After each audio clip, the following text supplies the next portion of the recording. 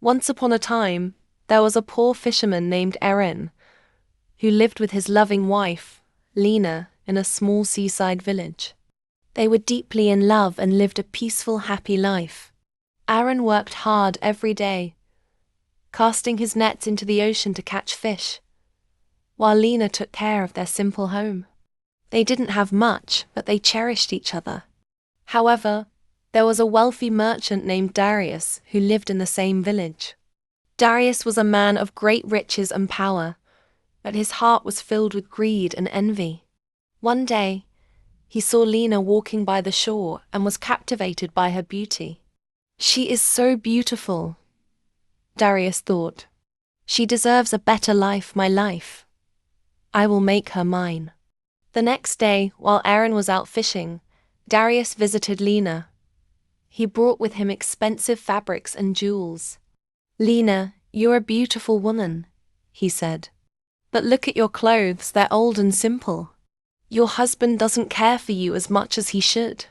If he truly loved you, he'd give you the finest things money can buy. Why stay with him? Leave him and marry me. I'll drape you in silks, cover you in gold, and make you the most admired woman in the village." At first, Lena refused. "My husband loves me, and I love him. We are happy together."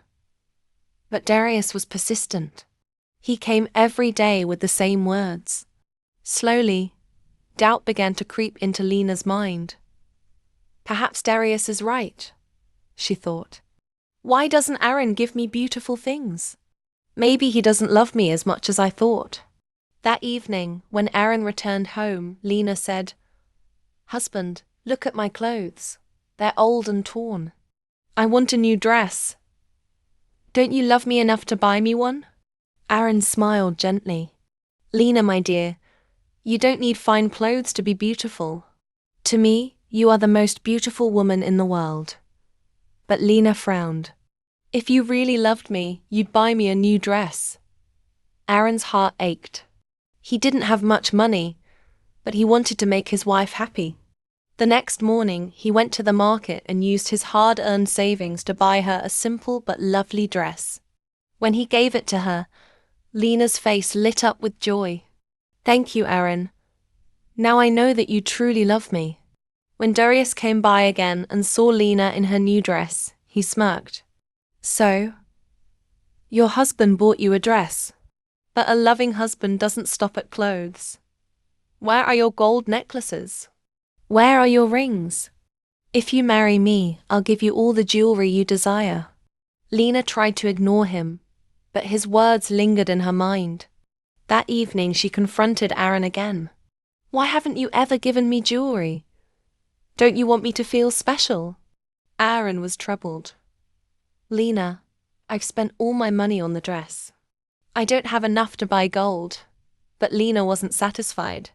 "If you truly loved me, you'd find a way," she said.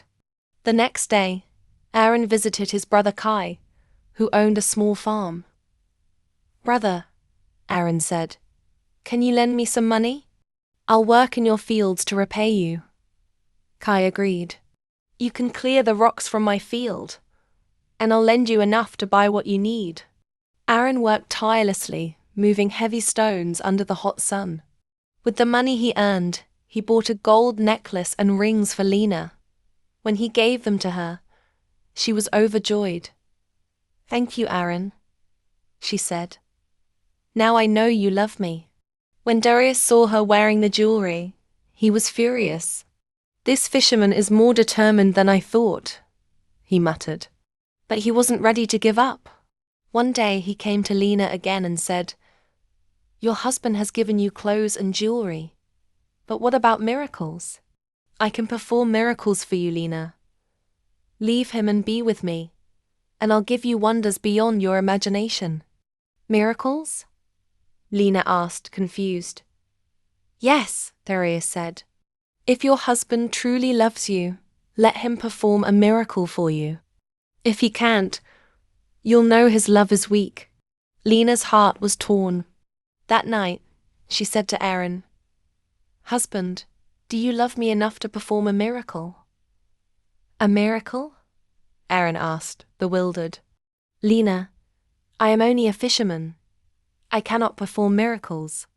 Lena sighed. If you loved me as much as you say, you would find a way. Heartbroken, Aaron went to the beach the next morning and prayed. God, please help me.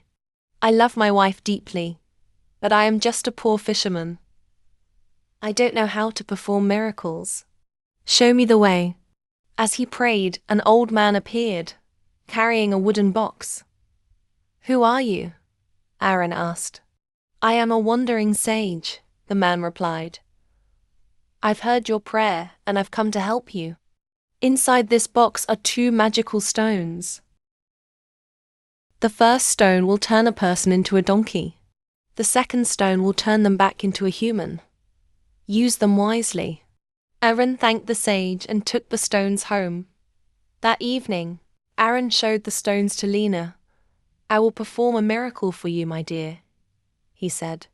He touched her with the first stone, and she instantly transformed into a donkey. She brayed loudly, unable to speak.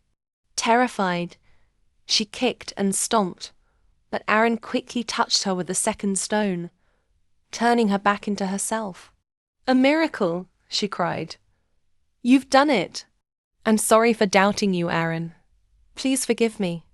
The next day, Darius came to see Lena again. She greeted him with a sly smile. Darius, you said you could perform miracles, but my husband already has. Watch this. She touched him with the first stone, and he immediately turned into a donkey. Lena took the donkey to Aaron, who used him to carry heavy loads of fish and supplies. For years, Darius worked for the couple, helping them grow prosperous. One day, seeing the donkey tired and broken, Aaron decided to show mercy. He used the second stone to turn Darius back into a man. Darius, now old and humbled, apologized. I was wrong to try to take your wife. Please forgive me.